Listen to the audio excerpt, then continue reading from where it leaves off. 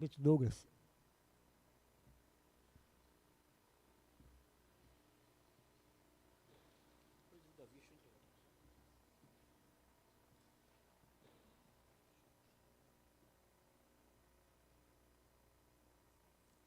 Graça e paz, meus irmãos, boa noite. Louvado seja o Senhor por podermos estarmos reunidos, nessa sexta-feira, bênção demais, a gente poder se reunir e poder fazer um estudo bíblico, né? O intuito desses nossos encontros de quinta-feira de sexta-feira, é aqueles encontros que nós tínhamos no passado, de quinta-feira, por melhor decidido na sexta, porque tira aquela correria da semana, né? Você tem que sair daqui correndo, voltar para casa, trabalhar no dia seguinte, amanhã a gente pode descansar um pouquinho, então, um estudo tranquilo, né, para a glória de Deus. A ideia é a edificação do povo do Senhor, conhecimento da palavra de Deus e do Senhor, da Sagrada Escritura, né? Irmãos, vamos abrir a palavra de Deus no nosso texto base, Atos dos Apóstolos,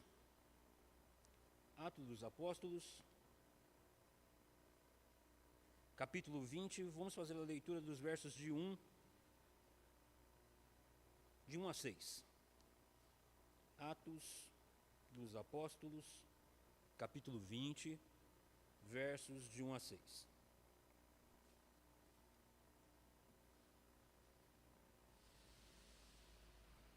Amém? Diz a palavra de Deus. Cessado o tumulto, Paulo mandou chamar os discípulos e, tendo-os confortado, despediu-se e partiu para a Macedônia. Havendo atravessado aquelas terras, fortalecendo os discípulos, com muitas exortações dirigiu-se para a Grécia, onde se demorou 3 meses, tendo havido uma conspiração por parte dos judeus contra ele, quando estava para embarcar rumo à Síria. Determinou voltar pela Macedônia. Acompanharam-no até a Ásia, Sópatro, de Bereia, filho de Pirro, Aristarco e Sécundo, de Tessalônica, Gaio, de Derbe e Timóteo, bem como Tiquico e Trófimo, da Ásia. Estes nos precederam, esperando-nos em Troade. Depois dos dias dos pães asmos, navegamos de Filipos. Em 5 dias fomos ter com ele naquele porto, onde passamos uma semana. Amém? Vamos orar ao Senhor. Soberano e eterno Deus, maravilhoso Pai, eu dou graças, Senhor, por este privilégio de estarmos reunidos nesta noite como igreja do Senhor, para lhe adorar, lhe bendizer na beleza da tua santidade, estudando a tua santa e bendita palavra. Eu peço a Deus que o Senhor venha a me dar direcionamento nesse estudo, para que eu possa com graça transmitir, ó Deus, ensino, doutrina, segundo a tua vontade, para o louvor da sua glória, para a edificação do teu povo, ó Senhor. Esta é a minha oração sobre a vida de cada uma das vidas dos meus amados irmãos aqui nesta noite, que eles sejam edificados, daqueles que estão a caminho, os que não puderem estar aqui conosco nesta noite, os que nos assistem pelas redes sociais, que esse estudo seja bênção a Deus na vida deles, que nós possamos entender, compreender esta carta tão maravilhosa que o teu servo, há 2000 anos atrás, escreveu para consolar a igreja, confortar, fortalecer, e ela tem, Senhor, cumprido esse propósito até os dias de hoje. Nós temos visto que as tuas mãos têm guiado a tua igreja, têm fortalecido, têm nutrido. Apesar dos pesares, é a tua mão, é o teu Santo Espírito quem tem mantido a igreja pela pregação da sã doutrina. E o intuito desta noite é esta, ó Deus, de nós podermos continuarmos avançando em compreender qual é a tua santa e perfeita vontade, crescendo em tudo para o louvor da sua glória. A minha oração é, Deus, que as pessoas que estão aqui conosco nesta noite, as que nos assistem, possam ser edificadas e que não desanimem, mas possamos cada dia, cada vez mais, aumentar em grupo, esse grupo em alegria, crescendo no entendimento, ó Deus. Esta é a minha oração, eu agradeço em nome de Jesus Cristo. Amém. Irmãos, eu vou procurar falar devagar, porque eu costumo falar... comigo na lição passada, que eu parece abro a boca para falar e falo muito rápido e acaba... alguns irmãos ficam sem entender alguns pontos, né? Então, eu entreguei na mão dos irmãos.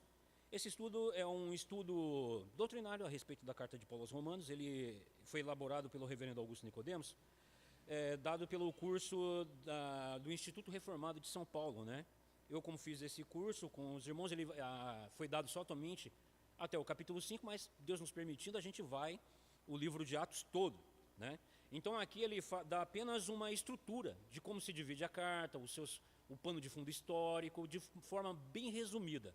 Mas eu dei essa cópia na mão dos irmãos para que os irmãos possam ter essa orientação, mas eu vou me basear mais mesmo por este comentário do irmão John Stott. E vocês vão ver que ele não foge desse padrão que o reverendo Augusto fez. Inclusive, ele é padrão de muitos comentaristas bíblicos, né? Eles vão seguir esse padrão. E aí eu quero folhear com os irmãos.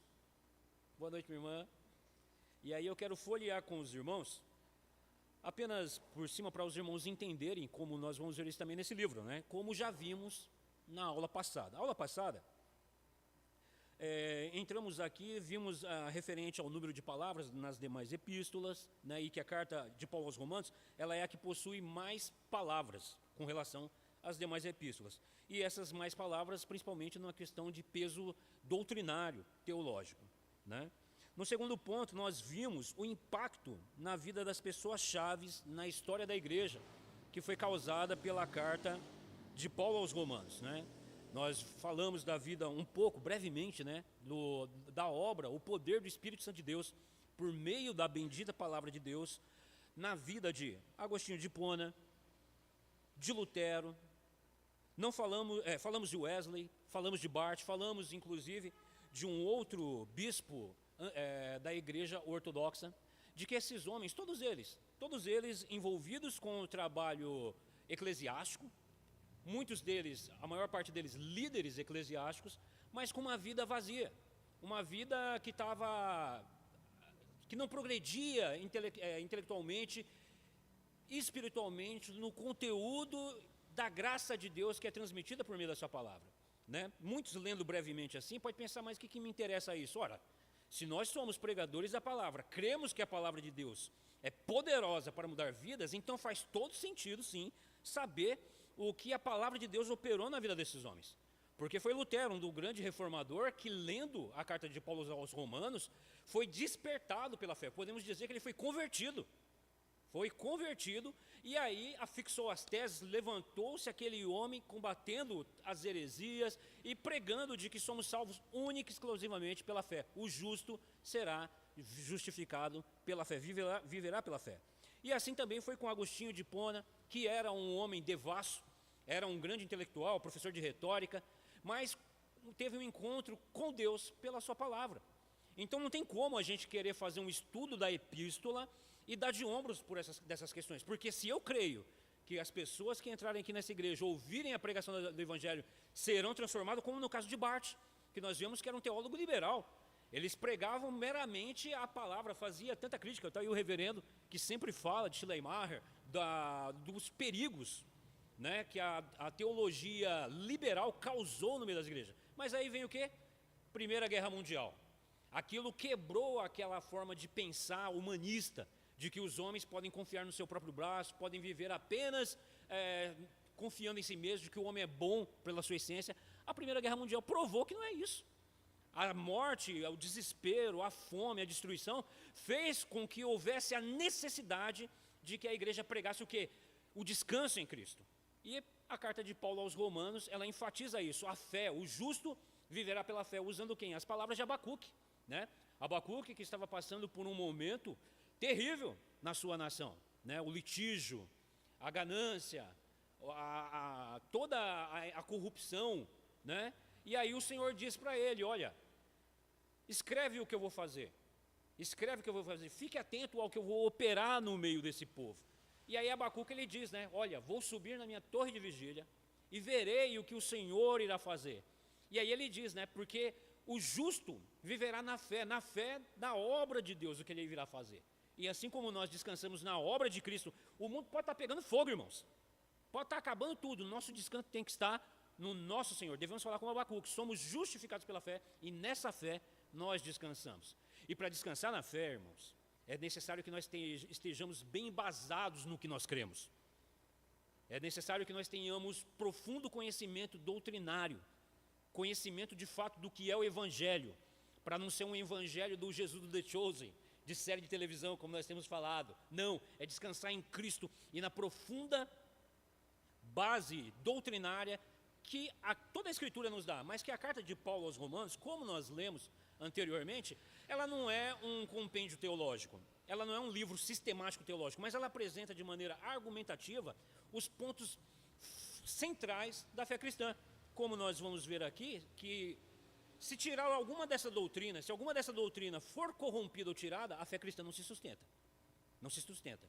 E é assim que nós vemos seitas. Por que nos diferenciamos? A igreja cristã se diferencia das seitas, porque tem profunda base teológica. Nós estamos estudando aí as confissões de fé, base teológica.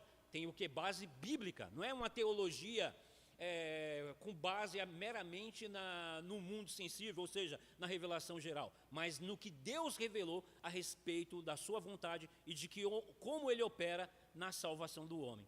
Então a carta de Paulo aos Romanos, como eu já falei anteriormente, ela está encabeçando as epístolas, porque nela está toda a doutrina, que uma vez compreendida, toda a Escritura se abre. Toda a Escritura se abre e você saboreia aquele prato maravilhoso de comida que você tem nas mãos. Amém? Então, tendo os irmãos esse esboço na mão dos irmãos, o terceiro ponto seria comentários de Romanos, que foram justamente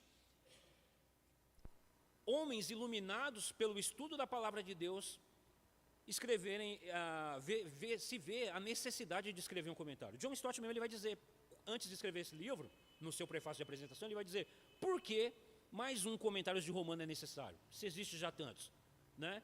Eu conheço alguns irmãos que têm livros escritos e guardados e se perguntando, por que eu devo publicar esse livro? Percebe? Isso é um pensamento nobre no sentido de, isso servirá ao auxílio da igreja, isso servirá para o pastoreio do rebanho de Cristo, e graças a Deus nós temos grandes escritores, reverendo, tantos outros irmãos, publicando livros com o fim do quê? Da edificação do povo de Deus. E ele, movido pela graça de Deus, publicou mais um comentário, e ele é um comentário. Por que eu estou utilizando ele? Eu tenho outros comentários de Romanos, mas são comentários até mesmo muito técnicos, de uma linguagem muito rebuscada, e como eu até tinha respondido o irmão Amaro na sexta-feira passada, a ideia aqui é trazer uma linguagem simples, para que todos nós possamos compreender, se deliciar com a palavra de Deus e avançarmos no conhecimento. Então, o terceiro ponto aqui cita apenas comentários que já foram escritos, de homens que Deus levantou para escrever comentários com relação à carta de Paulo aos Romanos. O quarto ponto nós vamos partir então para a autoria, evidências externas e internas. A autoria é sem discussão entre os estudiosos da Escritura, de que é o apóstolo Paulo. Tanto as evidências internas da própria carta, ele se apresenta como sendo o próprio Paulo quem escreve essa carta, né? Ele vai fazer uso de um amanuense ou de um secretário, que é o Tércio, né? Que se encontra lá no capítulo 16, nós vamos ver isso, aonde ele diz que eu, Tércio, escrevi essa carta, porque Paulo ditou a carta e ele escrevia. Era muito comum os escritores do período fazerem uso desse amanuense, inclusive para depois fazer uma leitura e revisar todo o seu pensamento, né? E aí eu já quero ir para o livro com os irmãos, aonde vai nos apresentar por que Paulo escreveu essa carta, né? E aí a gente vai aqui juntos vendo os textos bíblicos com relação a esse ponto. Ele coloca da seguinte maneira: os comentaristas mais antigos geralmente trabalhavam com o pressuposto de que, ao escrever a epístola aos Romanos, Paulo estava provendo aquilo que Philip Melanchthon chamou de um compêndio da doutrina cristã.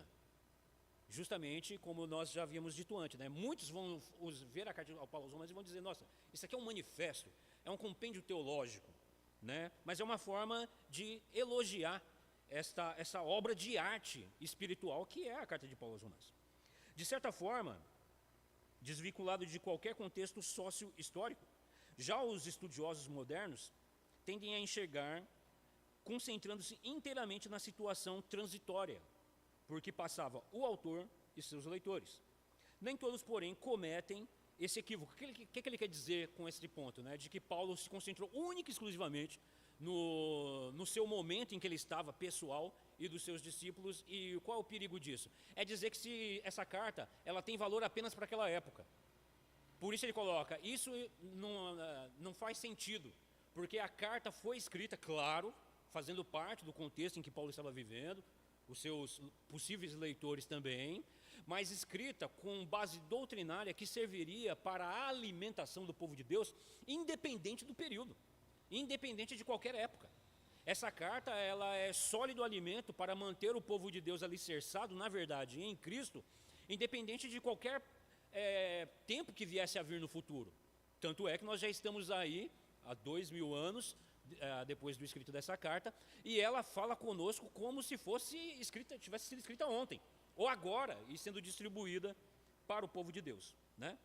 Não obstante, todos os documentos do Novo Testamento, os evangelhos, Atos dos Apóstolos, Apocalipse, assim como as epístolas, foram escritas a partir de uma situação específica.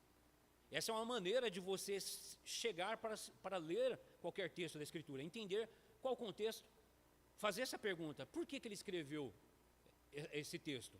Com que sentido? Qual era o propósito? O que moveu o coração desse homem para escrever essa carta? Isso vai te ajudar a compreender melhor o contexto em que aquela carta foi escrita, qual o seu objetivo, e aí você vai trazer isso para a sua vida. Nós sabemos que os tempos da cultura, os modos, os costumes passaram.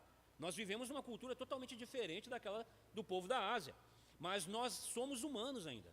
Continuamos com os mesmos problemas essenciais no ser humano, uma vez que nós tratamos com o quê? Com uma natureza caída, e estamos lidando agora com o quê? Com a verdade da revelação de Deus. Então, ao nos aproximarmos do texto bíblico, é importante fazer essas questões, e isso vai nos trazer discernimento maravilhoso, principalmente até mesmo na evangelização, porque vamos lidar com pessoas que não creem na Escritura, pessoas que inclusive refutam tudo isso, né? Nós vemos aí pastores liberais, dizendo que a Bíblia ela deve ser reinterpretada à luz dos tempos atuais, o que é herético só não pensar isso, né? Nós estamos aí, domingo passado, agora estudando com respeito ao concílio, tocamos essa questão, né, de que muitas heresias surgiram com o quê? O povo do período estavam muito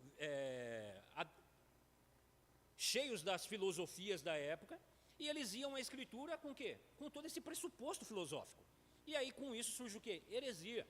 Mas quando você vai à Escritura com a mente limpa, o seu coração limpo do que você acha, do que você pensa, e você quer aprender de Deus o que Deus revela dele para nós, então aí sim você tem profunda base e conhecimento a respeito da revelação de Deus na sua santa e bendita palavra. Então não é obstante que todos os livros da Escritura, né, foram escritos usando essas bases, né, de momento histórico, situação pessoal do autor e do povo que precisar para quem ele estava escrevendo. É assim na nossa vida quando nós escrevemos uma carta, né, para um ente querido ou alguma pessoa. Você tem essa questão: por que ele escreveu essa carta? Para quem? Com qual propósito? É assim também os livros da Sagrada Escritura. Então essa situação tinha particularmente a ver com as circunstâncias em que se encontrava o próprio autor e especialmente as de seus supostos leitores. E era, em geral, uma combinação de ambas as situações. São estas que nos ajudam a compreender o que levou cada autor a escrever e por que ele escreveu aquilo que escreveu. Romanos não é nenhuma exceção a essa regra, se bem que em nenhum lugar Paulo especifique em detalhes os motivos pelo qual ele escreveu a carta. Assim, existem várias tentativas de reconstrução. Olha que interessante isso. Você percebe? Em nenhum momento Paulo ele deixa explícito: olha, o motivo de eu estar escrevendo essa carta é esse. E aqui nós vamos ver que o autor desse livro, ele vai citar pelo menos uns 3 ou 4 motivos de lucubração dos estudiosos com relação ao motivo que levou o apóstolo a escrever essa carta. Ele passa a apresentar da seguinte maneira: o doutor Alexander Wundenberg, um estudioso, que também, mais um homem que foi usado por Deus para escrever um comentário a respeito dos livros da carta de Paulo aos Romanos, e o autor John Stott, ele cita esse homem como uma forma do quê? De humildade intelectual. Ele não está se colocando aqui como, não, eu entendi o apóstolo. Não, isso é, irmãos, amor aos irmãos que estudaram antes e demonstra respeito pelo trabalho e aprovação do que esses irmãos já escreveram com relação à carta do apóstolo, que são comentários bíblicos, livros referentes a isso. Então ele não está citando meramente por citar, isso demonstra respeito. Nós vamos ver isso até mesmo entre os apóstolos, né? Quando Pedro cita Paulo, quando citam outros irmãos demonstram que respeito e confirmação da fé, a respeito da doutrina a que se ensina. Então, por isso ele cita, né? O doutor Alexander Vanderberg, em sua valiosa monografia, As Razões para Escrever Romanos, insiste que é preciso ter em mente três pares de fatores na estrutura epistolar de Romanos. Estrutura é o seu começo, meio e fim, a maneira como ele escreveu a carta, né? Então, a maneira como ele estrutura a carta, é necessário que você consiga enxergar isso para que você tenha uma compreensão clara de tudo que está sendo escrito. E isso vai tirar grandes erros, como, por exemplo, você fazer teologia em cima de versículos isolados, né? Um dos motivos de você conhecer a estrutura da Escritura e dos seus livros e da estrutura de cada livro é exatamente isso. Você entender por que aquele texto, aquela palavra está sendo usada naquele contexto, para você não querer trazer aquilo como para a sua vida, viver em cima daquele tipo de versículo e criar uma teologia toda em cima daquilo. Isso traz profundo sofrimento para a igreja. Nós vemos pessoas cometendo tantos erros doutrinários, teológicos, aplicações heréticas.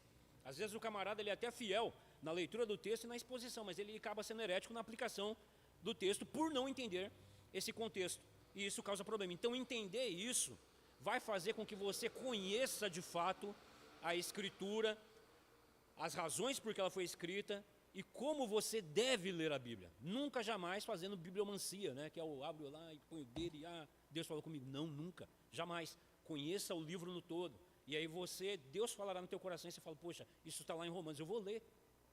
Poxa, isso está lá em Gálatas, eu vou ler. Aí você conhece o contexto e, poxa, olha, percebe, você não vai fazer bibliomancia, né, que é fazer esse tipo de leitura. Isso não é assim que se deve ler a Bíblia, né? Então, como a substância do seu conteúdo teológico, tanto a situação de Paulo como a da igreja de Roma, você vai entender quando você entende essas divisões. E os dois segmentos da igreja de Roma, que são gentios e judeus, né? A igreja de Roma, ela era formada por gentios e judeus, e Paulo ele escreve essa carta tendo em vista isso. Ele sabe que lá naquela igreja que se encontra em Roma, posição geográfica, um país, né? Essa igreja, a membresia dessa igreja é formada tanto de gentios quanto de judeus convertidos, né, ao cristianismo, ao messianismo, com seus problemas específicos. As pessoas elas estão vivendo num contexto, elas estão vivendo numa situação, elas têm problemas específicos daquele tempo, como nós temos hoje. Percebe? Está escrevendo para pessoas, ele está lidando com pessoas. Então é necessário que Paulo, ao escrever essa carta, ele entenda o que está se passando ali, né? Mas então, quais eram as circunstâncias do próprio Paulo? Ele escreve provavelmente de Corinto, durante aqueles 3 meses que passou na Grécia, que foi o texto que nós acabamos de ler. Esse texto que nós lemos, ele está em Atos, dentro do contexto da 3ª viagem missionária de Paulo. Ele está finalizando a sua obra missionária, porque dali ele vai preso. Dali, ao voltar para Jerusalém, se os irmãos acompanharem, eu pretendo, inclusive, eu tenho os mapinhas da 1ª, da 2ª e da 3ª viagem missionária. O Senhor nos permitindo, nós vamos fazer uso dele futuramente no estudo do livro de Atos. E aí a gente vai pelos mapinhas. Isso é maravilhoso, irmãos. Por quê? Eu não sei se já aconteceu com os irmãos. Quantas vezes o pregador fala, então ele foi para Troade, e a nossa mente está vazia, porque você não sabe onde é Troade. Você não sabe onde se localiza geograficamente, né? Quando se trata tanto do território de Israel, quanto do território gentílico. Então a igreja, tendo esse conhecimento, a sua mente vai junto. Você entra na Escritura junto com o pregador e os personagens bíblicos. Você sabe onde se localiza geograficamente no planeta, e você pode saber qual é o país hoje na atualidade. Isso é maravilhoso. O irmão queria fazer uma pergunta? Não, tá?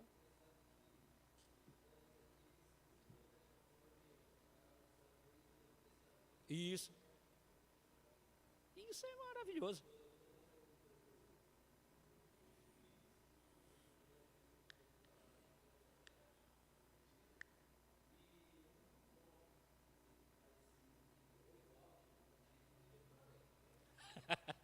Muda, né? Tanto é que tem os nomes atuais. Eu tinha esse mapinha, a possibilidade, eu não quis trazer porque era muita informação. Você imagina, né? Você vê o nome atual, o nome antigo aí. Então, exato.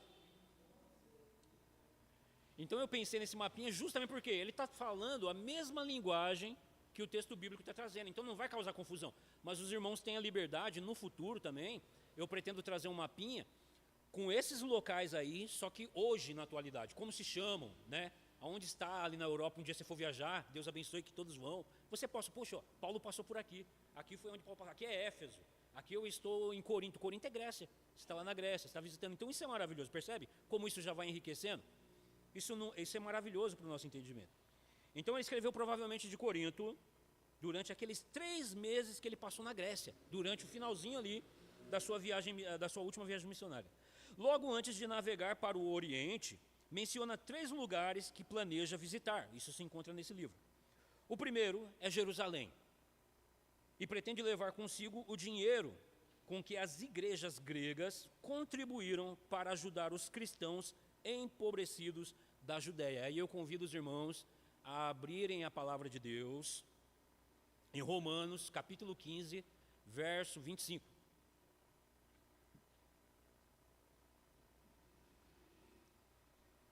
Romanos, capítulo 15, verso 25. Quem encontrar pode fazer a leitura, tá, irmãos?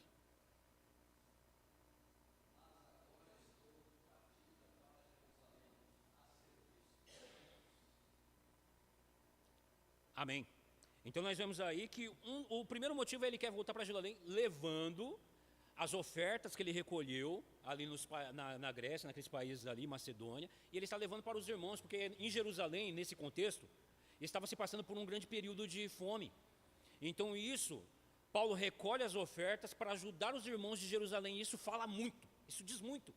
É os judeus recebendo oferta de irmãos gentios. Lembra do contexto do Antigo Testamento? O muro da inimizade foi derrubado, os gentios não eram aceitos, o povo de Israel. Isso demonstra, fala muito, espiritualmente, materialmente.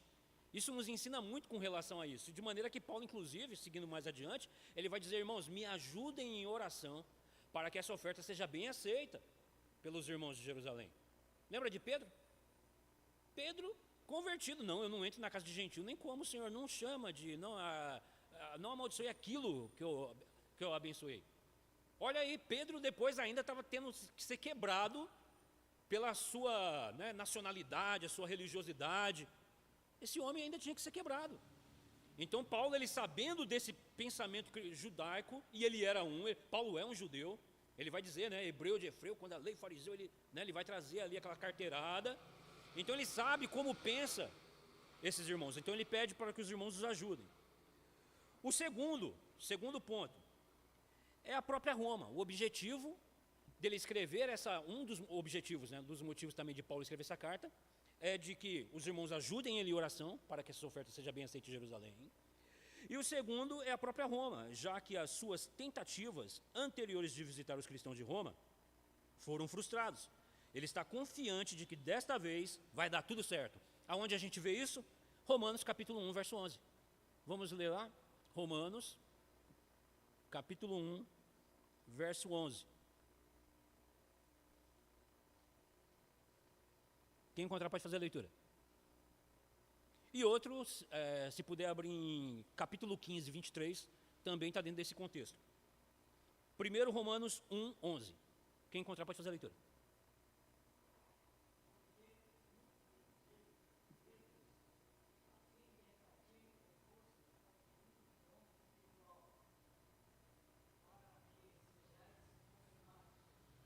Amém. Então você vê, o intuito dele escrever a carta é que ele deseja estar ali com os irmãos, e ele apresenta até mesmo alguns motivos, compartilhar com os irmãos dons espirituais, e confirmar a igreja cristã ali, se alegrando em Cristo na mesma fé.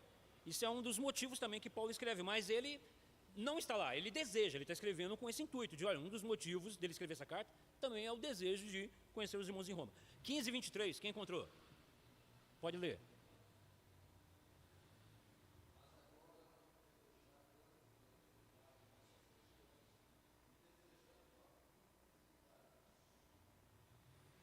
Amém. Então você vê, isso nos envergonha, porque imagina você poder falar isso, não tem mais campo de trabalho aqui. O camarada já evangelizou toda aquela região da Europa, né, que nós conhecemos hoje, a região europeia, da Ásia ali, e ele fala, olha, eu estou sem campo mais de trabalho. Então, um dos motivos dele estar escrevendo essa carta para os irmãos em Roma é que ele deseja visitá-los para poder confirmar ali uma igreja cristã, compartilhar dos irmãos dos dons, né, das regiões celestiais em Cristo, e que também seja por eles enviados para a Espanha. É o nosso terceiro ponto. E em terceiro lugar, ele pretende visitar a Espanha, a fim de dar continuidade ao seu trabalho missionário, onde Cristo ainda não fosse conhecido. Nós vamos encontrar isso, irmãos, em Romanos 15, versos 20, 24 e 28. Quem pode fazer a leitura?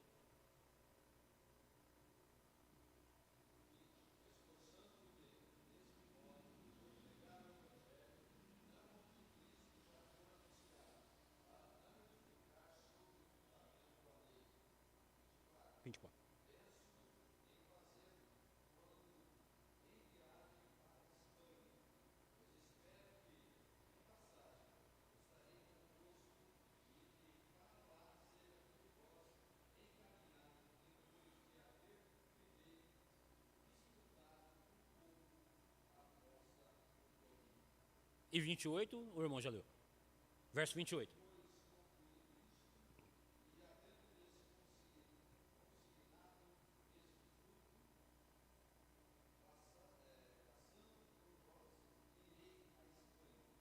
Amém. Então, os irmãos veem, ele deixa claro, logo na epístola, na conclusão, aqui nós estamos no capítulo 15, né, mas apenas com o intuito disso, de entender qual um dos propósitos, porque Paulo escreveu essa carta. Nós já vimos aí que foi vários, ele quer estar com os irmãos, ele quer se alegrar, confirmando uma igreja cristã, que inclusive a fé, logo no capítulo 1 ali, ele vai dizer que a fé dos irmãos é conhecida em todo o mundo. Olha só que maravilhoso. A igreja de Roma era uma igreja cristã e uma igreja viva. Era uma igreja, podemos dizer assim, barulhenta, porque é conhecida em todo o mundo a fé dos irmãos. E quando fala em todo o mundo, entre as igrejas, onde Paulo já passou, olha, tem uma igreja lá em Roma também. E quem fundou essa igreja?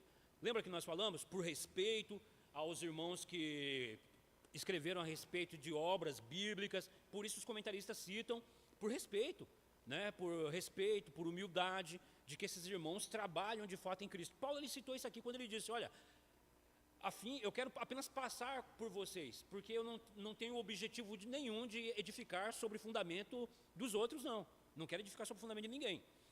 Só que isso mostra para nós que não se sabe quem foi que fundou a igreja de Roma. Muitos vão citar, dizer que foi Pedro, né? Mas Paulo jamais ele cometeria essa, vamos dizer assim, essa deselegância, né? De não citar o companheiro, de não citar o irmão em Cristo, né? Olha, Pedro plantou aí, inclusive ele deixa isso muito bem claro, quando nós vemos, né? Por exemplo, quando ele escreve aos Tessalonicenses, ele cita, olha, os que presidem vocês aí, tenham por grande reputação, porque são homens de fato, então ele respeita a posição daqueles homens que estão pastoreando aquela igreja. E aqui ele não cita nenhum missionário que fundou aquela igreja, apenas sabe-se que aquela igreja está em Roma, surgiu uma igreja em Roma, mas quem foi o fundador não se sabe. O que se tem de especulação e de bom senso histórico quando nós lemos a Escritura, é de que em Atos, né, lá em Atos, no Pentecostes, quando Pedro ele fala em outro idioma, ele prega, haviam ali cidadãos de várias regiões, né, judeus, de toda a dispersão, ou seja, que estavam espalhados pelo mundo, né? E haviam ali também judeus romanos, que se converteram em Atos, voltaram para Roma e deu-se início a uma igreja, né? Porque a nossa fé é o quê? É viva, irmãos.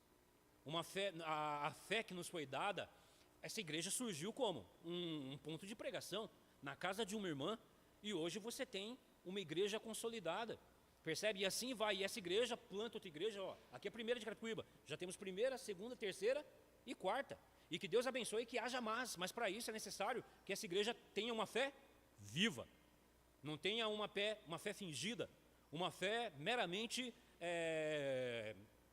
de símbolo, de placa, não, uma fé de que anuncia o evangelho, que prega. E aqui essas fileiras vão aumentando, logo começa assim, o culto na casa de uma irmã. Poxa, vamos, um ponto de pregação lá, de repente, ó, nasce mais uma igreja. A fé dos irmãos em Roma é viva. Paulo deixa isso claro. E aí ele disse, né, mas eu pretendo, irmãos, quando eu passar aí por vocês, apenas de passagem. Porque ele deseja usar a igreja de Roma como base, como trampolim missionário para enviar ele para a Espanha, porque não se sabe se lá foi pregada, se já tem a igreja. Não se tem conhecimento de que na Espanha há uma igreja cristã lá. E ele fica feliz, então, escreve essa carta para esses irmãos. Já, você percebe como já vai abrindo nossa mente com relação ao entendimento da carta de Paulo aos Romanos? Ele mesmo vai apresentando, mas em momento nenhum ele fala, ó, esse é o ponto central. Não, ele vai apresentando vários pontos que nos deixam, né, ali saboreando qual é o propósito. Mas nós sabemos, eu acredito que um dos reais propósitos é todos esses amarrados, né, de que é de compartilhar da fé e pedir apoio para os irmãos, para ele poder ir, porque custa dinheiro. Por que a gente faz oferta missionária? O missionário não pode se manter, essa igreja não pode se manter sozinha. É necessário que a gente tenha um coração piedoso, um coração movido por Deus, para poder usar do quê? Dos meios que o Senhor nos deu para poder mantermos a obra, porque ainda estamos nessa terra, né? Então os irmãos contribuem com amor, com liberalidade, com alegria de coração, e nisso, irmãos, a igreja só tem a avançar, porque a questão material, ela está diretamente ligada também com a questão espiritual, né? Nós vemos, quer um exemplo? Quantos templos nós não vemos aí suntuosos de ouro, né? Mas as pessoas estão com a finalidade apenas nisso, e está sendo ensinado o que? Heresia na igreja. Problema espiritual. Problema espiritual. E quantas igrejas nós não vemos aí? Parede caindo, está tudo quebrado, mas é pregado a doutrina fiel. Está tudo bem? Não, problema espiritual, irmãos. Problema espiritual. A gente não vê a condição em que nós nos encontramos e provavelmente não vê também a condição que os nossos irmãos estão passando. Tiago fala a respeito disso. Se eu orar pelo meu irmão e disser, olha, que Deus te abençoe, vá em paz, está tudo bem, e não contribuir, a minha fé é morta e já morre pelas obras, porque eu estou dando a mínima para a condição daquela pessoa. Percebe? É espiritual. Quer ela abundante, ela faltando na questão doutrinária, é erro espiritual, e quer ela doutrinariamente firme, mas miseravelmente, peca miseravelmente nas questões materiais, é problema espiritual. Está morta. Está morta. Então nós devemos ter o quê? Esse conciliamento. E esse senso é dado pela graça de Deus e pela uma alma cheia do Espírito Santo de Deus. E para isso é necessário que nós entendamos a palavra de Deus. E Paulo, ele faz uso disso. Por isso que ele vê a igreja de Roma está bem. Paulo é um missionário. Ele era custeado algumas vezes ele trabalhava, ele mesmo vai dizer isso, né? Trabalhei, não fui pesado aos irmãos, trabalhando por conta, porque ele viu a necessidade daquela igreja, ele trabalhou, mas ele era custeado pelo quê? Pelas igrejas, para poder avançar com a obra missionária e pregando o evangelho. Então Paulo, ele escreve, um dos intuitos então de Paulo escrever essa carta é esse, de ser usar a igreja de Roma como base para o avanço da pregação do evangelho de Deus, né? Seu propósito mais óbvio ao escrever tinha uma relação com esses três destinos, né? Esses 3 pontos. Então ele escreve a carta, recapitulando, para a gente entender. Ele escreve a carta com o objetivo do quê? Primeiro, diz que a oferta que ele está trazendo da Europa para a igreja de Jerusalém, que está passando por uma fome muito grande, uma situação de fome que atingiu toda aquela região, nós encontramos isso em Atos. É que o nosso ponto, vamos manter o ponto em Romanos. E ele pede oração para os irmãos. Irmãos, me ajudem na oração para que essa oferta seja bem recebida em Jerusalém. Aí ele parte para o segundo ponto.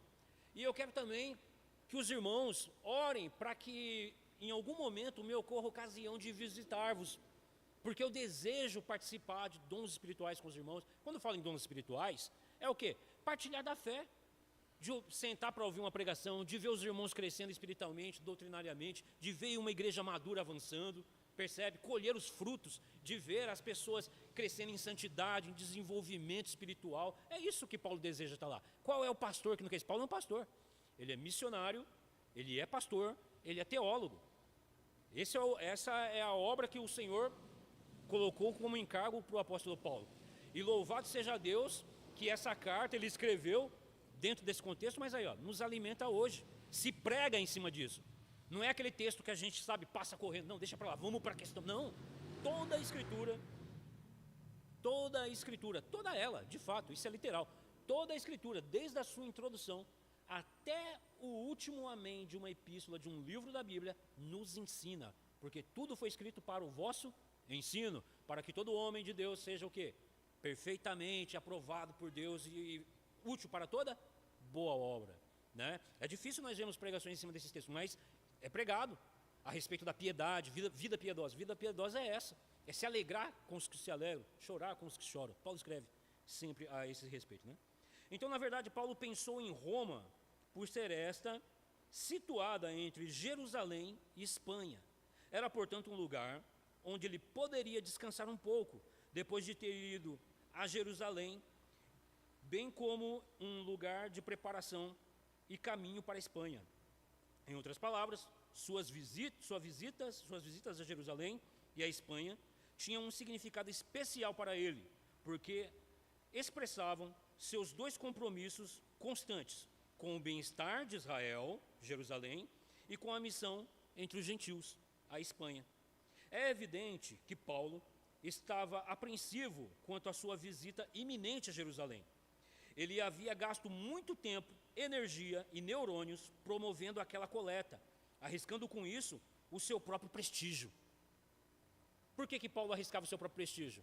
Porque ele poderia cair nas más línguas como um homem interesseiro, que só buscava o donativo. Entende? Hoje nós vivemos num mundo que mais do que nunca o pastor é chamado de ladrão, né? Só pensa em dinheiro, por causa do quê? Infelizmente, os escândalos no meio das igrejas existem. A palavra deixa clara que pode se infiltrar no meio do povo de Deus. Mas a igreja de Deus, o verdadeiro cristão, um homem que é regenerado pela graça de Deus, que tem um coração transformado, piedoso, ele sabe, irmãos, que somos humanos, vivemos ainda nessa terra maldita e caída, mas que é regada pela graça de Deus na vida de homens e mulheres de Deus, para poder o quê? Auxiliarmos uns aos outros. Mas muitos existem bodes no meio da igreja, existem lobos vorazes, ele diz isso lá em Atos 20, cuidem, pastoreiem a igreja de Cristo, que ele comprou com o seu próprio sangue, porque no meio de vocês mesmos se levantarão, e no meio de vocês mesmos entrarão, percebe? Então Paulo, ele corre o risco de ser mal interpretado aqui, então ele pede oração, esse é um dos intuitos dele, de levar essa oferta, e ele está colocando o quê? A sua própria pessoa em risco. Nós vamos ver isso em 2 Coríntios, né? Vão tê-lo como falso apóstolo, e aí ele, infelizmente, ele é obrigado a dar aquela carteirada, em jejuns, em fome, em nudez, rejeitei tudo isso para não lhe ser pesado. Paulo é obrigado, por causa da situação que eles colocaram. Então ele coloca aqui essa situação. Para ele, era mais do que uma expressão de generosidade cristã. Era um símbolo da solidariedade judaico-cristã no corpo de Cristo, bem como de uma reciprocidade muito legítima. Os gentios estavam repartindo com os judeus as suas bênçãos materiais, depois de terem compartilhado das bênçãos espirituais destes. Se nós conhecemos, irmãos, o Evangelho, é graças ao Deus que veio dos judeus. Lembra de Jesus lá em Samaria, quando ele estava com a samaritana? O Messias vem dos judeus, ele procede dos judeus, isso é uma bênção espiritual que procede desse povo. E aqui a gente tem que tomar todo o cuidado, porque muitos são aqueles que pregam o antissemitismo com relação a essas questões. Vão inclusive até mesmo culpar Lutero, né, que foi antissemita, que Lutero perseguiu os judeus. Isso é equívoco. Há uma união entre nós, há um só povo, a igreja de Cristo, o Jerusalém espiritual, que é a igreja formada tanto por judeus quanto por gentios. Paulo, ele ora pelo seu povo, ele quer que o seu povo seja salvo, o seu povo com relação à etnia mesmo, sangue, ele é judeu. Ele quer que os seus irmãos sejam salvos. Quem de nós não quer que nossa família, o nosso país seja salvo? Né? Muitos irmãos têm criticado, porque o Brasil é considerado como um país onde a igreja evangélica está em maior número com relação aos demais países do mundo. E, no entanto, olha a situação em que nós nos encontramos. De total escândalo, tanto eclesiástico quanto político, em todas essas questões. E isso faz repensar, poxa, como essa igreja, mas isso não é margem para dizermos que a obra de Deus avança ou não, mas no sentido espiritual sim, no sentido do que há de fato um povo convertido, há de fato um povo piedoso que busca a Deus de todo o coração, para que nós possamos ver isso na sociedade, porque quando nós olhamos para as nossas universidades, para as nossas escolas, para os lares, não é isso que nós vemos, infelizmente. Então Paulo, ele sabe que isso vai muito além de apenas levar uma oferta. E voltando sempre ao foco, esse é um dos motivos pelos quais ele escreve essa carta. Convoca, portanto, os cristãos de Roma para que se unam com ele, lutando com ele em oração. Romanos 15:30, quem pode ler? Ele apresenta isso. Romanos 15:30.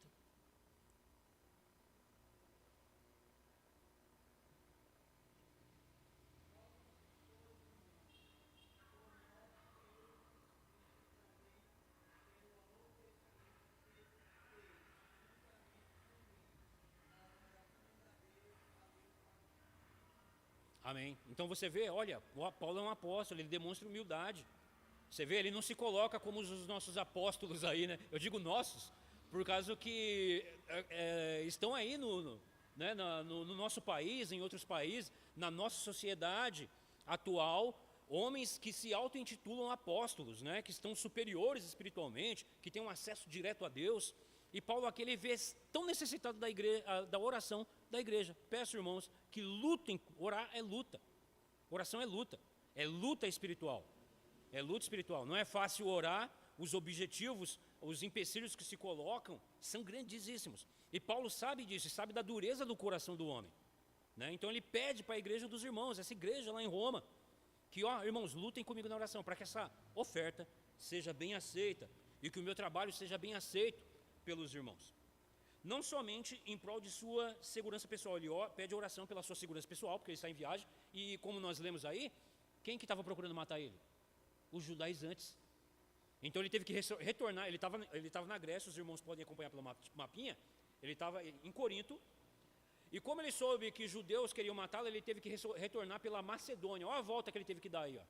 Ele teve que fazer todo o caminho inverso para poder se ver livre dos judaizantes que o queriam matar. E aí ele vem descendo ali, Éfeso, vem descendo toda aquela região com o intuito de chegar a Jerusalém. Mas ele pede oração, não somente pela sua condição pessoal, né? E para que seja livre dos descrentes da Judéia. Na Judéia ele encontraria com homens descrentes. Inclusive é o que acontece, né? Quando nós chegamos lá no finalzinho do livro de Atos, é exatamente isso que acontece. Mas especialmente pelo sucesso da sua missão. Irmãos, orem para que essa missão seja, Deus abençoe essa missão e dê tudo certo. Não é assim que a gente ora? Poxa, recolhemos ofertas, cultos, evangelizações, a obra dessa igreja. É oração, irmãos. É tudo na base da oração. Isso aqui nos ensina muito. O que quer dizer? Paulo, você não é apóstolo? Resolve aí, Paulo. Você não é apóstolo? Se vira, Paulo. Você não é presbítero, Davi? Você não é presbítero, Amaury? Você não é reverendo? Se vira, dá seu jeito, cuida da igreja. Não. É na oração. É na oração, um coração compungido, contrito na presença do Senhor, um coração que se aquebranta, que olha as necessidades da igreja e que age pastoralmente também, orando e também atuando. Por isso, a importância de se entender esse contexto, irmãos, que Paulo ele pede oração. Percebe? Paulo é um humano, ele é um homem. É claro que ele recebeu a autoridade do próprio Cristo para ensinar doutrina, mas ele começa sempre suas epístolas dizendo, Paulo, servo e apóstolo. Recebi apóstolo, mas antes de tudo eu sou servo. Eu sou servo. Então ele pede, né, para que seja livre dos descrentes da Judeia, mas especialmente pelo sucesso da sua missão, para que seu serviço em Jerusalém possa ser aceitável aos santos. Isso ele enfatiza em Romanos 15:31. Quem pode fazer a leitura?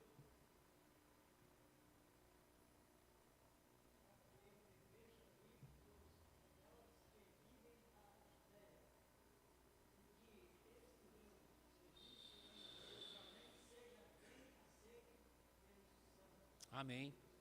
Então vocês veem, irmãos, a riqueza. Isso porque nós estamos aqui só estudando, você vê? Princípio, a apresentação. Isso já vai abrindo nossa mente com relação ao contexto histórico, o contexto, o momento que a igreja está passando, qual é a situação pessoal de Paulo. Ele está em missão. Paulo não plantava, ele não puxava uma cadeira, sentava e ficava acomodado, não. Paulo, ele viu, lembra que nós acabamos de ler? Já não tenho mais lugar para pregar. Irmãos, eu aqui, graças a Deus, já tem igrejas plantadas com um colegiado de presbíteros competentes para pastorear as igrejas, e agora eu estou escrevendo essa carta para vocês, quero me alegrar com vocês, quero partilhar dos dons, mas quero, irmãos, que vocês me ajudem no avanço da obra, e que orem também, porque eu estou indo para Jerusalém levando uma oferta, percebe? Ele coloca isso, ele apresenta os seus motivos, Todos nós fazemos isso. Isso é maravilhoso, isso é grato, agrada ao Senhor. E a igreja tem o que com isso? Comunhão. Participamos todos de um mesmo espírito, um mesmo coração. E Paulo enfatiza isso, né? Seja aceitável à igreja da Judéia. Humanamente falando, tal aceitação era duvidosa. Muitos cristãos judeus olhavam para ele com profunda suspeita. Alguns o acusavam de ser infiel à herança judaica. Tinha essa questão também. Paulo era visto como um herético, porque era comum se ouvir pregar, como nós vamos lá em Atos, nós vemos. Todos os discípulos de Jesus Cristo, ouvimos esse homem pregando contra a lei e contra Moisés. Ouvimos esse homem pregando contra o templo. Percebe? Mas eles não entenderam a essência do Evangelho. De que em Cristo, os dois povos, gentios e judeus, estão unidos. Que o muro da inimizade foi derrubado. O véu se rasgou. Todos nós agora, pela fé, temos acesso a Cristo. A Deus por meio de um só Senhor, Jesus Cristo. Percebe? Eles não entendiam isso. Ou seja, eles estavam apenas na letra da lei do Antigo Testamento. Literalmente. Eram teólogos liberais. Estava ali preso. No quê? No seu ascetismo, na sua religiosidade. Presos naquilo. Então, quando eles ouviam pregar o Evangelho da graça de Deus, do que de fato significa a lei, de que de fato quem foi Moisés, do que de fato que foi o templo, eles ouviam aquilo como heresia. Olha o que fizeram com Estevão. E Estevão lhes apresentou uma exposição explicadinha, ponto por ponto, do que deles. Inclusive, quando eu fiz uma pregação dessa, eu até pensei junto com os irmãos, falei, eles ouviram Estevão pregando e falando, esse camarada está querendo ensinar o padre a rezar, essa linguagem, né? Que nada mais ele fez ali do que o quê? Uma leitura do Antigo Testamento. Mas Estevão vai além, Estevão vai na essência e apresenta. Aí, irmãos, a gente vai chegar nesse ponto no capítulo 11, quando Paulo fala de colocar gentios em ciúme com os judeus. Porque não é fácil para um judeu, um fariseu, cheio de pedigree, Paulo mesmo vai dizer, hebreu de hebreus, contra a lei fariseu, de repente me vem um comedor de feijão lá do Brasil, me explicar a palavra, a soberba, a arrogância, grita alto, irmãos. Teve um irmão que ele disse, a igreja de Cristo é o único lugar onde um irmãozinho, humilde, sem muito intelecto, sem muito conhecimento literário das grandes obras, prega e um sábio se senta para ouvir, porque não é ele quem fala, é o próprio Deus. E Paulo, ele está aqui agora pedindo a oração para esses irmãos, para que ele seja levado e que ele seja livre também, porque a visão que se tinha de Paulo é de que Paulo era um herético. Então você percebe os problemas, os conflitos. Ele vai dizer isso nas suas epístolas, né? Lutas por dentro, temores por fora, lutas por dentro. Eu imagino que o apóstolo Paulo deveria ter o que hoje é conhecido como pisoríade, né? Aquela questão de falta de cabelo, preocupação com as igrejas, preocupação com os irmãos, preocupação com o que está sendo ensinado. Um dos motivos dele escrever essa carta e colocar tanto peso doutrinário assim, e aqui são palavras minhas, qual é o evangelho que está sendo pregado aí? Por isso, eu tenho isso comigo, de que Paulo escreveu isso, justamente, será que lá não estão passando sal grosso na porta? Percebe? Então Paulo, ele apresenta, ele o apóstolo dos gentios. Tudo bem, ele se alegra com a igreja que está em Roma, não se sabe quem foi. Mas que evangelho está sendo pregado lá? Aposto que teve muita gente que quando leu a carta falou, ih rapaz, aquilo que nós estamos fazendo está errado. Percebe? Por isso, irmãos, a importância de se estudar a carta. E Paulo aqui, ainda enfatizando, irmãos, ele está apresentando, é uma das apresentações dos motivos pelo qual escreveu essa carta, né? Muitos cristãos judeus, então, olhavam para ele com profunda suspeita. Alguns o acusavam de ser infiel à sua herança judaica, uma vez que, ao evangelizar aos gentios, ele advogava o direito que esses tinham de ser liberados da circuncisão. Olha isso, como é que pode isso?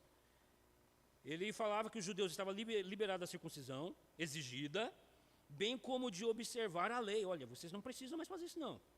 Para esses judeus cristãos, aceitar a oferta de Paulo, que estava sendo levado a Jerusalém, seria o mesmo que endossar a sua política liberal. Percebe? E tem lógica nisso. Seria o mesmo de nós também fazermos ofertas missionárias para seitas.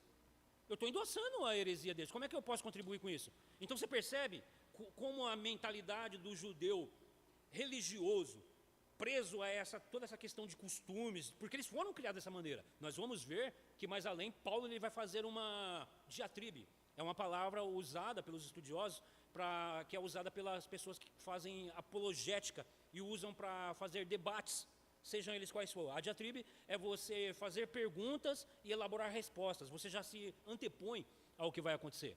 E vai acontecer isso. Paulo, ele sabe muito bem como o judeu pensa, porque ele era esse homem. Lembra? Ele perseguiu a igreja de Cristo. Ele também falou, esses homens são heréticos e devem morrer. Então Paulo sabe muito bem, na pele, o tipo de mente das pessoas com que ele vai lidar. Então, para esses judeus cristãos, aceitar a oferta de Paulo que estava levando a Jerusalém, seria o mesmo que endossar o seu falso ensino. O apóstolo sentia necessidade de apoio por parte da comunidade cristã de Roma, que abrigava em seu seio uma mescla de judeus e gentios. Assim, escreve-lhes pedindo suas orações. Então, irmãos, devido ao horário, nós vamos encerrar por aqui, mas nós vemos então, estamos ainda, para você ver, principiando na carta. Não podemos ir direto para o seu conteúdo. É necessário que a gente faça esse estudo. Nós estamos fazendo um estudo, tem que ser cuidadoso, mastigar bem, para que a gente possa entender, não somente a carta de Paulo aos Romanos, mas as demais cartas que a gente for estudar, quando o pastor vier pregar. Você sabe, olha, ele está fazendo uma exposição em Neemias, o pastor apresentou contexto histórico, apresentou todas essas coisas. Você percebe? Você entra junto na história, você sabe o porquê está lidando com aquilo. E louvado seja Deus que vocês foram revivificados espiritualmente pela graça de Deus e trazem isso para a sua vida. Não fica preso lá em Jerusalém. Ninguém mais está construindo um muro lá. Quer dizer, estão hoje, querendo reconstruir um muro aí. Mas a gente sabe que isso é inútil, porque Cristo já veio. É Ele a nossa Jerusalém celestial, é o próprio Cristo. Percebe? Então, se a gente não entender a doutrina bíblica, um livro da Escritura, por que ele foi escrito, para que ele foi escrito e em que ele foi escrito, nós somos suscetíveis a erros gravíssimos, se não cairmos em heresias no futuro, de ter pregações heréticas, quando alguém lhe vier lhe falar de algum texto bíblico fora de contexto, como por exemplo, tudo posso naquele que me fortalece, está escrito aí carroceria de caminhão, o pessoal faz um monte de gambiarra e fala tudo posso naquele que me fortalece, mas qual o contexto? Por que Paulo citou isso aí? Por que ele fala isso? Aí é necessário o quê? Conhecer, percebe? Então, meus irmãos, nós encerramos por aqui hoje, já são 9h12. O Senhor nos permitindo, então, próxima sexta-feira, a gente continua. Amém? Deus abençoe os irmãos. Passo a palavra para o presbítero Davi fazer a finalização.